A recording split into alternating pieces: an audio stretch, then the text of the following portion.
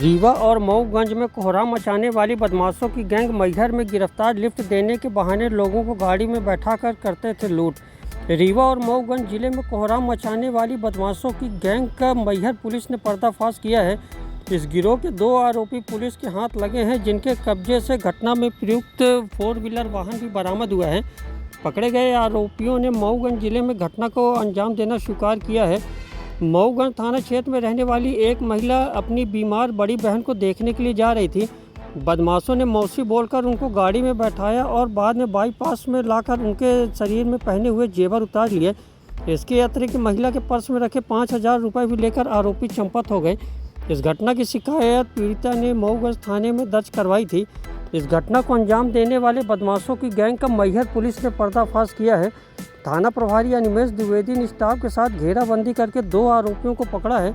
पकड़े गए आरोपियों में देवेंद्र यादव और प्रियांशु सोनी निवासी सिपुरवा थाना गोविंदगढ़ हैं। उक्त आरोपियों ने मऊगंज में भी इस घटना को अंजाम देना स्वीकार किया है। उक्त आरोपी रीवा, सीधी, सतना, मैहर सहित अन्य स्थानों में घटनाओं को अंजाम देते थे। मुख्य आरोपी देवेंद्र यादव के खिलाफ करीब दर्जन भर मामले विभिन्न जिलों में दर्ज हैं। इससे पूर्व भी मऊगंज जिले में पुलिस ने उसको वारदात को अंजाम देते हुए गिरफ्तार किया था। पकड़े गए आरोपी से अब मऊगंज पुलिस भी पूछताछ करेगी। क्या नाम?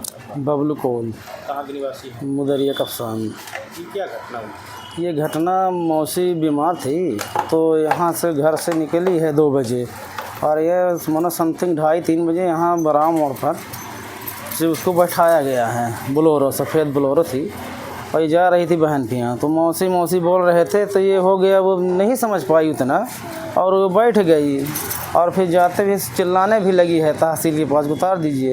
तो वो लोग नहीं उतारे हैं, सीधे ले जा कर के गाड़ा होकर बाई ओवर ब्रिज पर सब लूट पाट के छोड़ दिए, भाग गए वो लोग।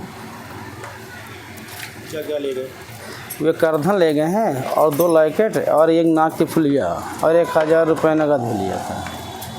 9 जून को मैहर में एक घटना घटित हुई थी, जिसमें एक 20 वर्षीय महिला स्टेशन पर थी। वहाँ 2 लोग अज्ञात व्यक्ति उसको उसके बताए हुए स्थान पे छोड़ने के लिए, उसको पहुँचाने के नाम पर अपनी बोलेरो गाड़ी में बैठा करके ले गए थे और बाद में उसको अपेक्षित स्थान पर छोड़ने की बजाय एक अज्ञात स्थान पर ले जा करके सुनसान जगह पे ले जाके उसको डरा धमका के उसके जो भी गहने वो पहने हुए थे वो उससे निकलवा लिए थे। इस घटना की जानकारी महिला द्वारा थाना पर जब दी गई तो उसको गंभीरता से लिया गया और आरोपी गण के बारे में जानकारी ली गई, गाड़ी के संबंध में जानकारी ली गई और तकनीकी साक्ष्य एकत्र किए गए और साक्ष्य के आधार पर और ह्यूमन इंटेलिजेंस के आधार पर उसको नामजद किया गया। आरोपी को नामजद करने के बाद उसके निवास स्थान पर और उसके मिलने के विभिन्न ठिकानों पर लगातार जो है टीमों के द्वारा प्रयास किया गया, दबिश दी गई और तत्काल जो है वो शीघ्रता से उसको अरेस्ट किया गया।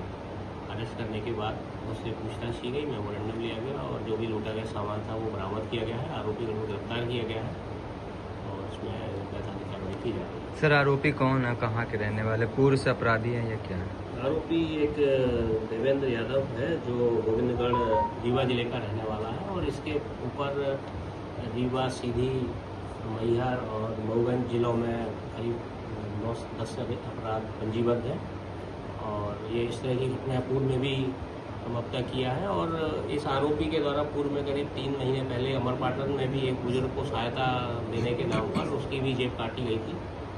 मऊगंज में भी शायद एक घटना इस तरह की घटित हुई है जिसमें भी इसकी संलिप्तता होने का अनुमान है।